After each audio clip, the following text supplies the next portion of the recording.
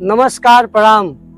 हम आप लोग के छोट भाई वीरेंद्र यादव बीरू आप लोग के सामने एगो सामाजिक गीत लेके आयल बनी माई के ऊपर कि हमार माई जोन बिया हमरा के संस्कार में का सिखावेले और रोज रोज का बतावेले। एगो गीत के माध्यम से हम आप लोग के सामने रखे जा रहल बनी। हमार छोट छोट भाई हमरा साथे जुड़ल बड़ा सन आ इन्हनी का आग्रह भी रहला कि आज कुछ सामाजिक सुनावल जाए। तो अगर आप लोग के गीत पसंद आई तो लाइक करब जा, शेयर करब जा, और अगर हमारा चैनल पर नया होखब जा तो चैनल के सब्सक्राइब कर लेब जा। आई जा आप लोग के सामने ही एगो सामाजिक गीत। बोले बैठे बाती आवे के सिखावेले कि सबसे बोले बैठे बाती आवे के सिखावेले। हमार माई पढ़ल नहीं बाकी हमरा के पढ़ावेले। हमार माई पढ़ल नहीं बाकी हमरा के पढ़ावेले। पाप का पुण्य का रोजे सिखावेले। यार पाप का पुण्य का रोजे सिखावेले। हमार माई पढ़ल नहीं बाकी हमरा के पढ़ावेले। हमार माई पढ़ल नहीं बाकी हमरा के पढ़ावेले।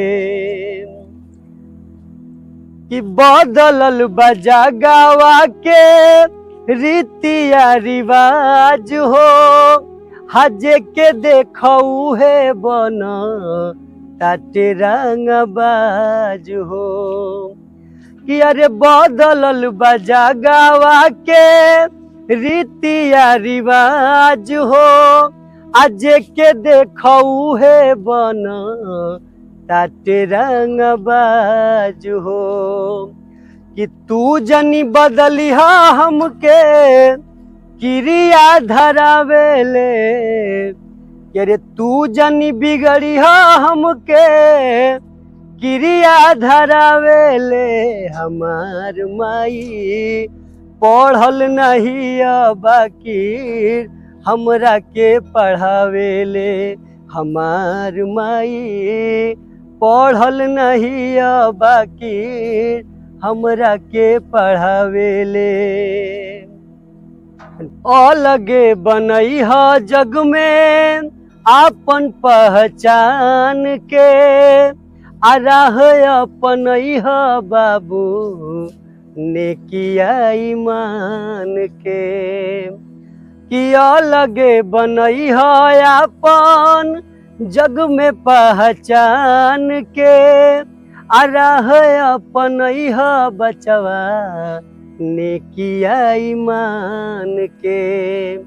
कि कर्म फल मिलेला यही जा रोजे सिखावेले। कि कर्म फल मिलेला यही जा रोजे सिखावेले। हमार माई पढ़ल नहीं बाकी हमरा के पढ़ावेले। हमार माई पढ़ल नहीं बाकी हमरा के पढ़ावेले। सबसे बोले बैठे बाती आवे के सिखावेले। कि सबसे बोले बैठे बाती आवे के सिखावेले। हमार माई पढ़ल नहीं बाकी हमरा के पढ़ावेले। हमार माई पढ़ल नहीं बाकी हमरा के पढ़ावेले।